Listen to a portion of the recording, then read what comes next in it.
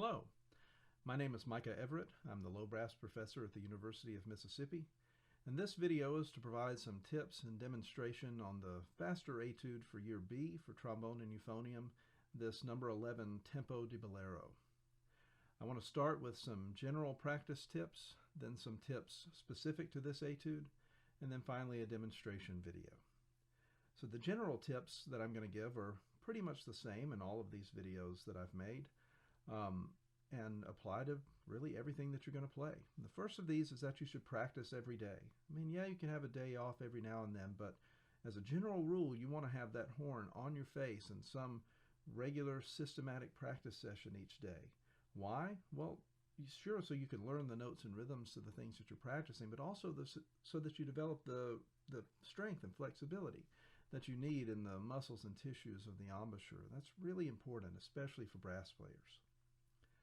The second thing I want to say is have a consistent daily routine of fundamental exercises like long tones and lip slurs and such, as well as scales and arpeggios.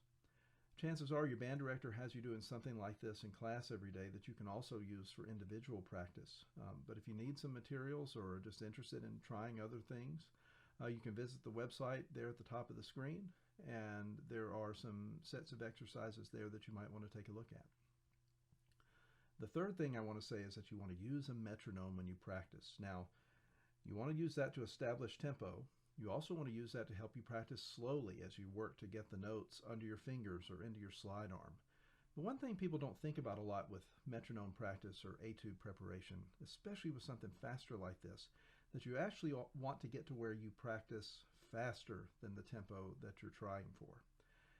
It may not even be all that great at the faster tempo, but if you can even kind of get it, say 25% above the tempo you're shooting for, what you're going to find is that when you go back to the tempo that's marked, it's going to feel easy and relaxing rather than frantic and terrifying. All right, now some specific thoughts on this etude. Number one is that word bolero. And that refers to a Spanish dance in 3/4 time.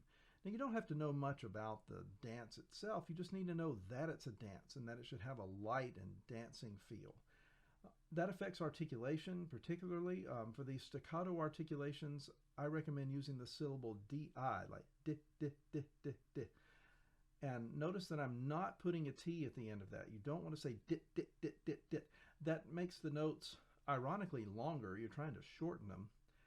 When you tongue stop, it makes them too long, and it just deprives them of all the tone that you want to have. So, di, di, di, di, di, di, di, with no T at the end of the notes really does help. Next, also speaking of articulation, the contrast between the leggero or lightly tongued portion and then the legato that's there in the middle. Legato, refers to connecting the notes. On trombone and euphonium both, it requires a constant airflow. If you're legato tonguing on the trombone, yeah, we tongue lightly, sure, but really it's the constant airflow that makes the notes be connected. Slurring on the euphonium is really the same way. There's more to it than just moving the valves. You have to have the air flowing smoothly through the instrument as you do that. So really making the most of that contrast between leggero and legato. And the last thing I'll say is about phrasing. These dynamic contrasts matter.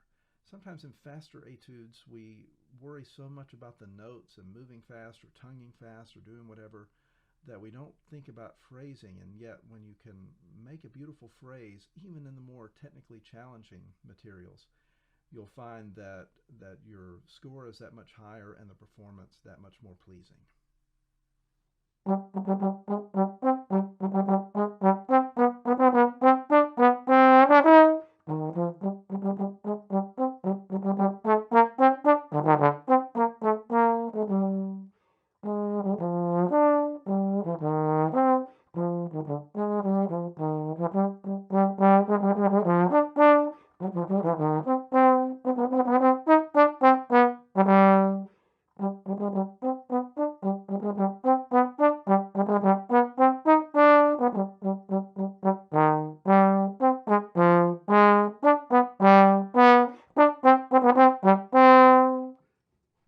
Well, good luck. I hope you found those tips and that demonstration to be helpful to you. And remember to visit olemiss.edu/lowbrass for more information, tips, and exercises to help you play your best.